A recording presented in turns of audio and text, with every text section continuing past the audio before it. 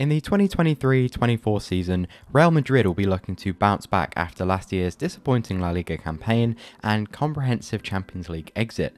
But with the major loss of Karim Benzema and marquee signing of Jude Bellingham, Carlo Ancelotti has a lot to consider when preparing for the season, and from what we've seen so far, he's being pretty bold. In pre-season, Real Madrid have shifted to an entirely new system, the now rarely seen 4-4-2 diamond, with Bellingham playing not as a midfield controller, but as a number 10. So the question is, how does this system work, and will it be able to take Real Madrid back to the top? That's what we're discussing today, so if you enjoy, make sure to leave a like, and let's get into it. Just before we talk about Real Madrid, one of the most famous football clubs, I want to let you guys know about a new way to support some not so famous ones, thanks to today's video sponsor, Sangalo. Sangalo are the official jersey sellers of some of the biggest but lesser known teams in the world. Teams like the champions of Bhutan, Paro FC, or 7-time champions of Zimbabwe, Highlanders FC. It's Sangalo's mission to increase exposure to these great teams, so not only can you get your hands on rare and really unique shirts, you'll become a meaningful part of these fan bases all around the world, which I think is pretty cool. So if you're interested, check out the Sangalo website with the first link in the description, and let's get back to the video.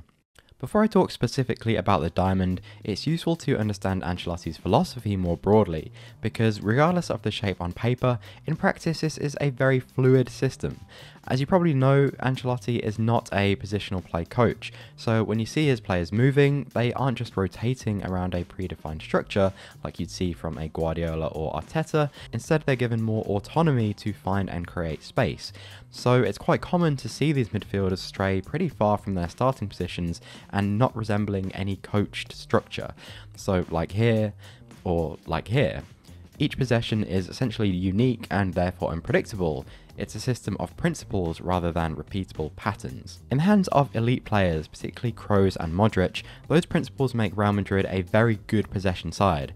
In build-up, they often use that freedom to create numerical superiority. So here, Modric has dropped into a right-back position, Tchouaméni has also dropped into the back line, Bellingham comes deep to receive, and the sheer numbers make this really hard to press.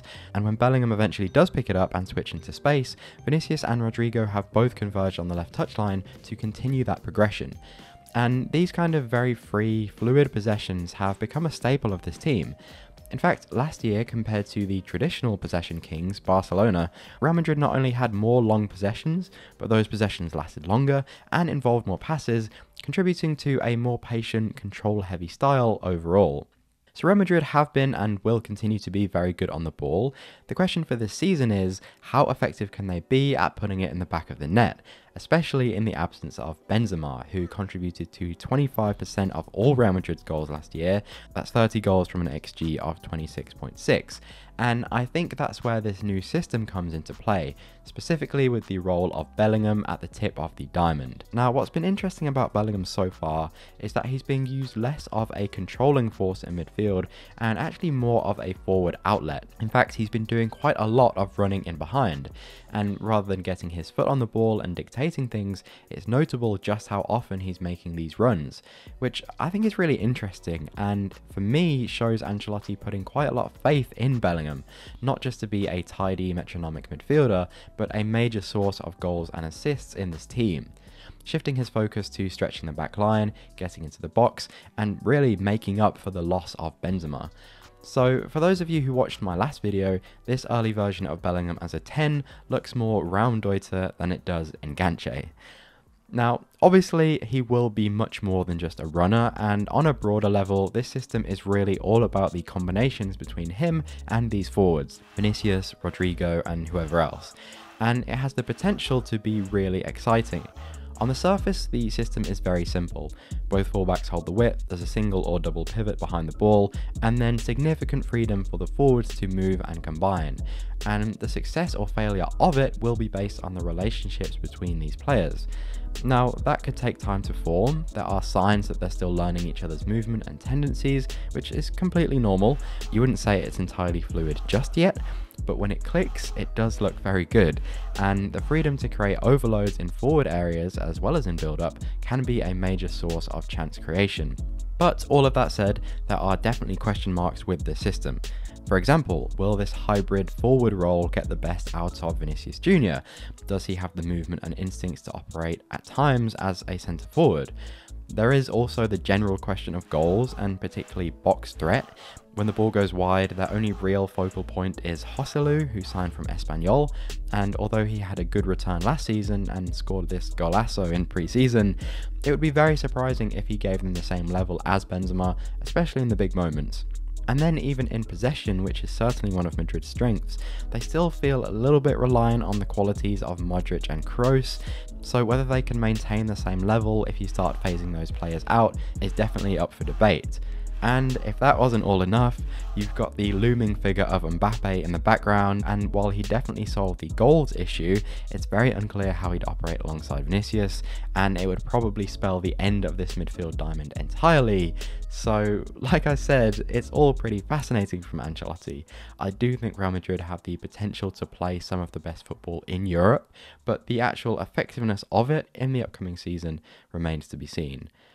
So let's now turn our attention to Real Madrid out of possession, because to be honest, that's what I think hurt them most in the crucial moments last season, and there's definitely some interesting tweaks that Ancelotti is making. There are a lot of potential talking points with this defensive system, and until the season starts we won't have a full picture of how effective it will be, but I do want to briefly mention Madrid's new pressing structure, which is again this 4-4-2 diamond, and it is on the surface a very modern hybrid pressing system. What that essentially means is that it starts zonal, where players stand in between markers, but then shifts to a man-to-man approach after a specific trigger, which is often a ball out wide to a fullback. The team squeezes very high up the pitch and tries to win the ball back before the opponent can access the space in behind. And again, it's too early to judge the intensity and discipline of this, but it does at least look like Ancelotti wants to be more aggressive this season, which is good because they were much too passive last year and they lost control of a lot of games because of that. However, what I really want to talk about in this video is actually Madrid's low block, because they are going to have to defend deep at times, and in this regard they haven't changed too much from last season. What Ancelotti tends to do, which is quite unique these days, is leave 2 or even 3 players outside of their defensive block, defending in a 4-4 or even sometimes a 4-3 shape, which is rare as teams are becoming more and more compact when defending deep.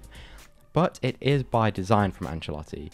The obvious upside is that Real Madrid retain one of the best counterattacks in the world. The immediate outlet of those forwards, plus sometimes a number 10 to connect the dots, can make for a lightning quick transition, which is a major benefit, because as control heavy as Real Madrid can be, they still create more direct attacks than anyone else in Spain, and that's because Ancelotti cares about retaining a very threatening transition. That said, it does feel like they're playing with fate sometimes by leaving those players up the pitch, because as well organised as that block is, they can afford time and space to opposing playmakers in and around the box. We actually saw that last season in El Clasico. I made an entire video on that, and we also saw it in the Champions League against Manchester City. Sometimes the profile of Real Madrid's players also doesn't help in this regard. We talked about the importance of Kroos and Modric in possession, but defensively, especially with Kroos as a 6, that can lead to a lack of athleticism and intensity when defending, and so far in pre-season it doesn't really look like that's been addressed. So while I really do respect Ancelotti for the bravery in allowing his forwards to stay up the pitch, I can't help but feel like they could be punished again for it. Anyway, we'll just have to see how that goes throughout the season. If you do want to see more Real Madrid content, do make sure to let me know in the comments and to give this video a like. As I said, for me, this is one of the more fascinating teams in Europe at the moment. I actually think that they're one of the best teams to watch. So I'd be very interested to see how they perform this year and whether they'll be able to wrestle the league title away from Barcelona. Speaking of Barcelona, the next video on this channel will be looking at the other side of El Clasico. I'll probably be posting that after Barca's first game of the season, so we'll have some good material to work with. So I hope to see you back for that video. I hope you enjoyed this one, and with that, I'll see you very soon. Take it easy.